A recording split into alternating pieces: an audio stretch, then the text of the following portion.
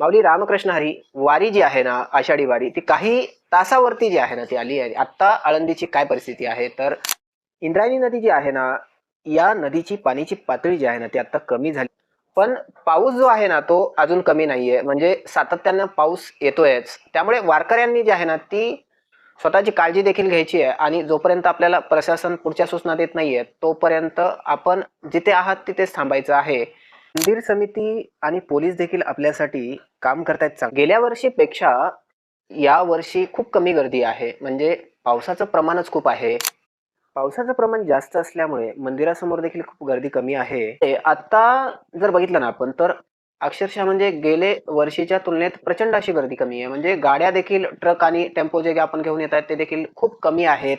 वारकरी येणारे देखील खूप कमी आहेत. याचं कारण म्हणजे काय, की ज्ञानेश्वर महाराज संस्थान कमिटी जी आहे, त्यांनी आपल्याला कालच सांगितलं होतं, की ज्या जागेवर तुम्ही आहात तिकडेच थांबा. याचं कारण म्हणजे काय ना, की प्रचंड मोठ्या प्रमाणात पाऊस पडत होता आणि आज 7 तारीख आहे. 7 तारखेला देखील रात्री जर पाऊस जास्त झाला, तर परत पुलाच्या वरून पाणी जाऊ शकतं. त्याच्यामुळे आपण दिंडीमध्ये सहभागी होणार आहात, तर याच्यासाठी काय करायचं, की समजा आपण पुण्याच्या पुण्यामधून म्हणजे पुण्यामध्ये सासवड म्हणा किंवा हडपसर म्हणा, इकडनं आपण दिंड्या ज्या आहेत ना, ते त्याच्यामध्ये ॲड करू शकता, जॉइन करू शकता तिकडनं.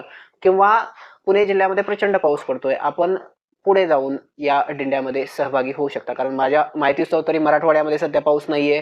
पंढरपूर साईडला देखील पाऊस नाहीये. सध्या तरी मुंबई, पुणे आणि पश्चिम महाराष्ट्रात पाऊस पडतोय आणि कोकणात पडतोय. त्याच्यामुळे पुढे जाऊन आपण दिंडीमध्ये सहभाग होऊ शकता. कारण नदीला मोठा पूर आला याचं कारण देखील होतं. ते काय म्हणजे, की नदी जी आहे ना, ती प्रचंड जी आहे ती घाण झाली होती आणि ती नदी आता पूर्ण वाहून गेलेली आहे आणि आता प्रचंड असं पाणी देखील चांगलं झालंय.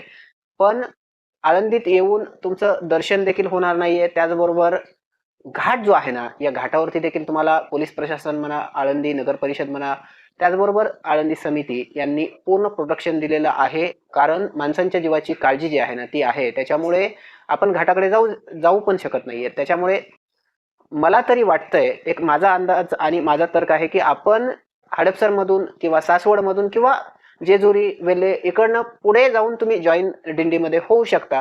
वारीबद्दल तुम्हाला काय वाटतंय? तुमच्या प्रतिक्रिया आम्हाला नक्की द्या. आणि तुम्ही जर YouTubeला असाल तर सबस्क्राईब करा. Facebook पेजला असाल तर फॉलो करायला विसरू नका. रामकृष्ण.